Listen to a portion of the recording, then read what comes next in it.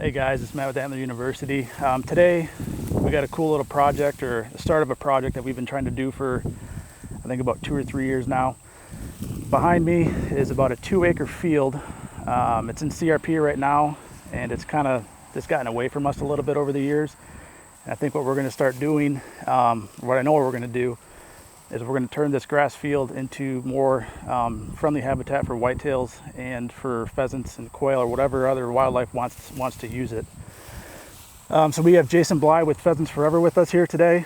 He's going to explain kind of the down and dirty of how to get these fields done right and get the seed planted. He's going to explain what's in these seed mix that are going to help whitetails as well as pheasants, quail, and whatever else wants to use it. So like I said, it's a 2-acre field. We don't hunt it really, but it butts up to one of our small food plots and kind of bleeds into some of our timber. So it's just going to provide year-round habitat for whitetails and for pheasants, which is our goal, and just trying to improve Jim's farm as much as we can. So we're going to get talking to Jason here and see what he has to say about it. Hi, so my name is Jason Bleich, and I'm the conservation specialist with our national seed program here at Pheasants Forever and Quail Forever. I work with agency partners, landowners, our chapters, and tons of outdoorsmen and hunters to find ways to put better habitat on the ground by designing seed mixes, both native mixes and food plot mixes. And probably 6 months ago I met Jim, and he had this idea that he wanted to improve his habitat specifically for deer, but also for all wildlife. And so we started talking about different seed mixes and some of our food plot options, and he mentioned that he had a small 2-acre field here, similar to a lot of landowners and a lot of farmers, where they've got small odd areas or small fields that just aren't worth farming or aren't worth doing anything else with.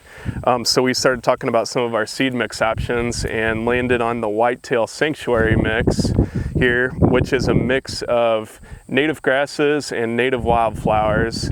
And we specialize in food plots, but our biggest expertise is our native seed mixes, because we want to put good permanent habitat out there and stuff that can make the deer feel safe year-round, whether it's summer, or early fall, or late into the winter, both for the forage and the food value, and then also for the safety and the wintering value of it. So this mix specifically has switchgrass, big blue stem, Indian grass, which are all tall native grasses, which provide that safety that white-tailed deer need. But then it also has wildflowers and legumes, the yellow cone flower, the black-eyed Susan, the partridge pea, Illinois bundle flower, that are phenomenal food sources and forage sources for fawns and for does and deer in the early part of the summer and throughout early fall. So long story short, we're going to work with Jim here on putting together a management plan on how to convert this field over from kind of a weedy foxtail patch to good high quality deer habitat. So the cool thing about Pheasants Forever is we don't only focus on quality pheasant and quail habitat, but we want to put the best habitat on the ground for all wildlife species. So no matter whether you're a deer hunter, turkey hunter, bird hunter, duck hunter, or even just a bird watcher or somebody that wants to see more butterflies on your property, we've got the programs, the seed mixes, the expertise to help you get done whatever your goals are. So no matter whether it's a USDA program, Fish and Wildlife Service, DNR, or one of our Pheasants Forever or Quail Forever cost share programs through our chapters, our goal is to just get the best habitat on the ground. So if you're interested in doing a project with us, or figuring out what your options would be, go to pheasantsforever.org, and you can look up local chapters in your area. You can find the local biologists in your area, and just basically our broad network of everybody that we work with, from chapters to our biologists to our partners that we work with and all the different programs. So one thing that I like to tell landowners is, whether you have a 1/4 acre in your backyard or a whole section of land, we're willing to work with you. We work with everybody, and we want to get the most habitat on the ground that we can. Okay, so it's the last weekend of September here in Illinois. One question we're getting a lot on social media right now is, where are the deer going? Guys have had deer all summer and all of a sudden their cameras are going dead. We're not seeing as many pictures, so don't worry about that. Don't stress about that. That's very normal. So the first thing you got to realize is those deer are transitioning from their summer ranges to their fall ranges. So they're going to start to move around a little bit. The other thing is their food sources are switching. They're moving on to acorns. They're moving on to different things. The beans are starting to turn yellow, so their patterns are changing quite a bit. This is a really good time of year for us. We're going to actually pull our cameras off our trails and we're going to start putting them especially on scrapes. So we're on a little clover pocket here. We've got an overhanging branch, so this is a great spot we're going to put a scrape. We've got two big trails that come up from this bottom and come right through here, so this is just a natural spot for deer to funnel by anyways. So what I like to do is, I just have sprayed down, my hand's good, but we're going to come in here. This is going to be a really good licking branch. We like to use these little strips. You don't have to do that. You can just use a branch itself, but these actually have some synthetic preorbital gland on them. But what I do is we just take these little strips. You can put them right on this tree branch. It gives you another little visual, but then also holds a lot more scent there. So then we've actually just got a little preorbital gland here. Just going to put that right on there. And then this is just going to get those deer using that right away. So they're going to smell that.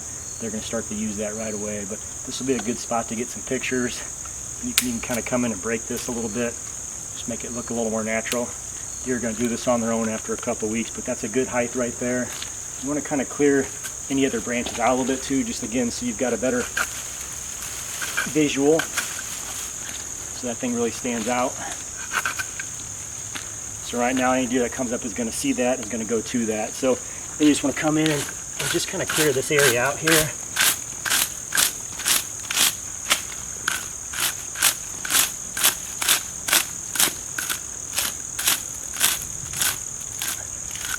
You can even use your saw and almost just kind of make it look, like there's some hoof tracks in there, or some scrape marks, but that's it.